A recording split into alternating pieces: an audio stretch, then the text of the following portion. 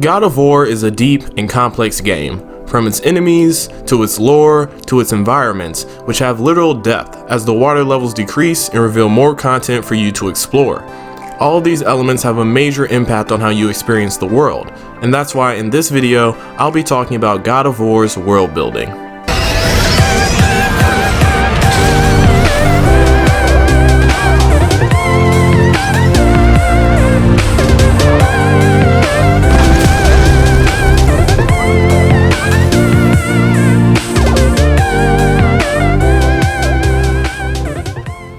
What's up everybody, and welcome to another Get Critical video where I talk about games from a game design perspective.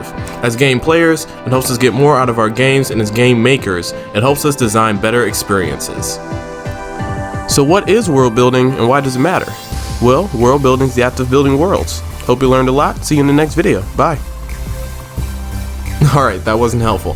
World building is the act of creating detailed environments, typically of original design, with many interconnected elements such as characters, society, politics, religion, technology, plants, animals, and so on. If you know how worlds are built, you can understand how people put together books, shows, and even works of art. All of these can be considered acts of world building, and of course, video games are no exception. The world of Fallout, for example, is a heavily mechanized post-apocalyptic war zone with humans, ghouls, robots, and deathclaws. Overwatch is about a world of disgraced heroes banding together again to defend humans against the threat of sentient robots. And God of War is a story about a tortured god with roots in Greek and Norse mythology, where you fight a range of mythical beasts and journey through the 9 realms. Of course, for those of you who have played the game, that's not the main focus of the newest God of War installment. It's all about Kratos and Atreus, dad and boy, the dynamic duo, and the world in which they exist is a beautiful example of good world building. Now, world building is a very broad term, and it can include everything from instructional text and cutscenes to scenery and combat mechanics. So in order to help digest the enormous world in God of War, we'll be using a tiered system that ranks different world building components based on a few key elements. Does the player maintain control over the game, and to what degree? This could include a cutscene that restricts camera movement, or a forced narrative path that the player cannot avoid. Is the player engaged in the elements of the world? In other words, do they actually care about the world that's being built? And can the player interact with that world in a meaningful way? All of these factors should affect the others. If the player can interact with things, they have a greater level of control over them. If the player can have more control over the game, then they are more likely to be invested and engaged in it. And so, from these core elements, I have formed the following system. Tier 1. The player is not interacting with the game. Information is fed to them, and the experience is immersion breaking. Key examples include instructional text. Tier 2. The player is not interacting with the game, and information is fed to them. The experience does not necessarily break immersion. Key examples include cutscenes.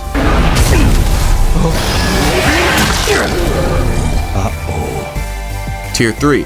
The player maintains control of the game and information is fed to them. Key examples include in-game speech/actions. He always leaves. He's never here.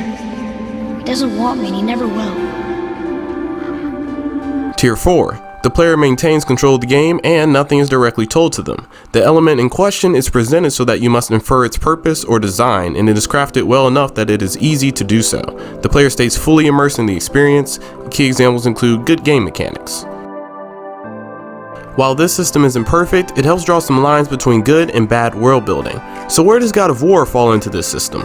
Well, it all depends on where you're looking, but let's start off with one of the best bits of God of War's world building, which comes in the form of Kratos as a character.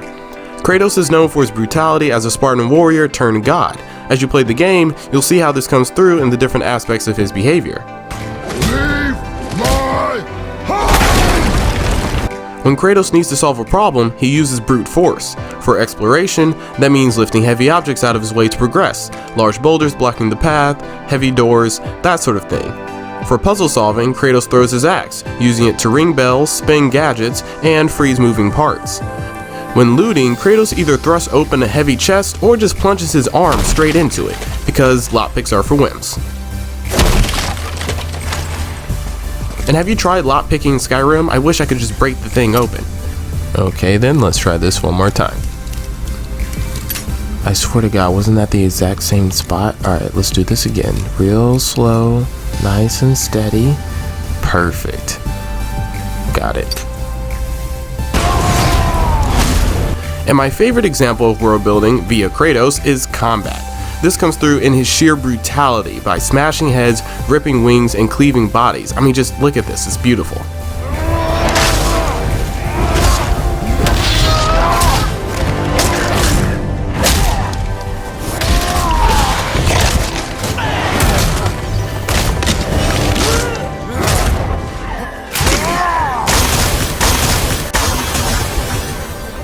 All of these actions are small pieces of gameplay that actually reveal a great deal about the character. The brutal nature of Kratos clearly shows you the type of character he is, and it comes through in all aspects of how you play. Therefore, all of these deserve tier 4 world building status.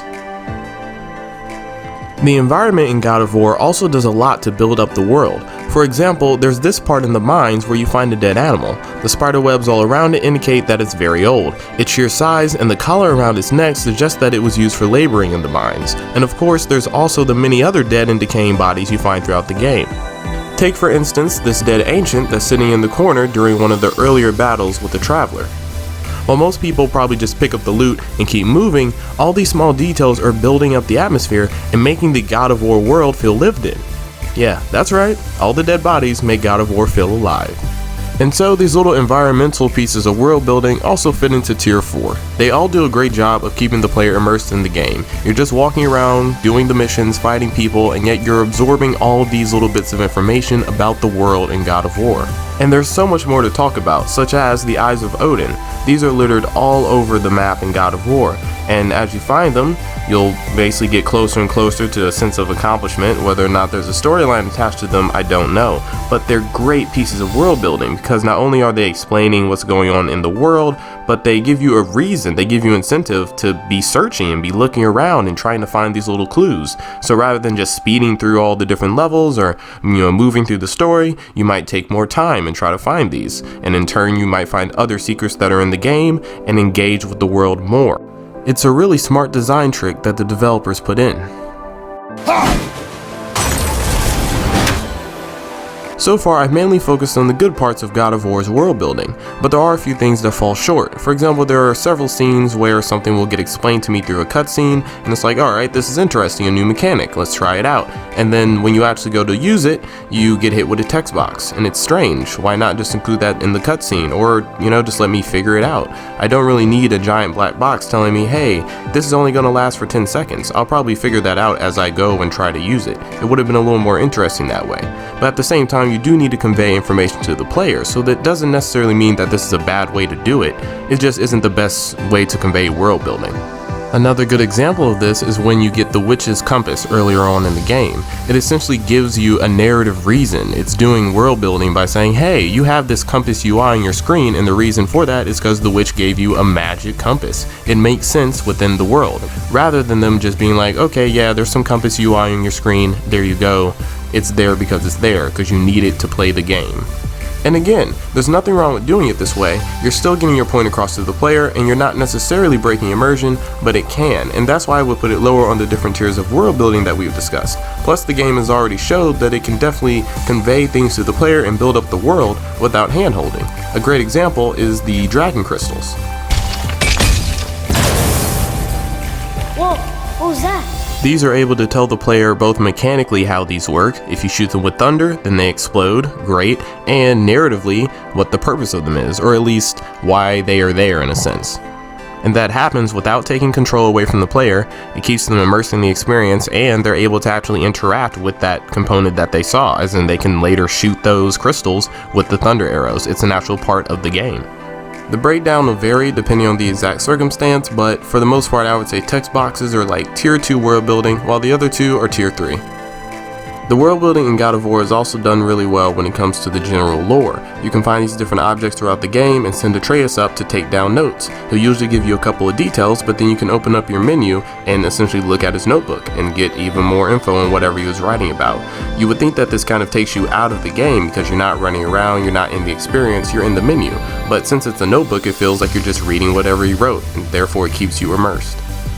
Huh, interesting. I may want to write that down. And I could keep going on and on about the world building in God of War, like how I don't think the quick time events are really all that useful, they don't really immerse you or add much to the experience, so they're tier 1 world building. Or I could talk about the amazing bits in some of these cutscenes where Kratos is reaching out to his son and he wants to say something, he wants to comfort him, he wants to be a good dad, but he just can't, he's not ready, he's got to keep up that tough guy exterior. And you feel that, even though nothing was said, there were no words. That's some tier 4 world building right there. That's beautiful, beautiful. But for the interest of time, we're gonna end this video here. I hope you guys had a great time. I hope you learned a lot. Please like, subscribe, leave some comments. Let me know what you liked, what you didn't like. Follow me on Twitter, check me out on Instagram, all this sort of stuff. You'll find all the links. And thanks for stopping by. I'll see you all in the next video, and thanks for getting critical with me, CreatorRedA. Oh, wait, and I have a Patreon now. I finally have a Patreon, so, if you're so inclined to support me, I would appreciate that. I'm still building on it, still gonna do a lot of stuff, so please check it out. Thank you.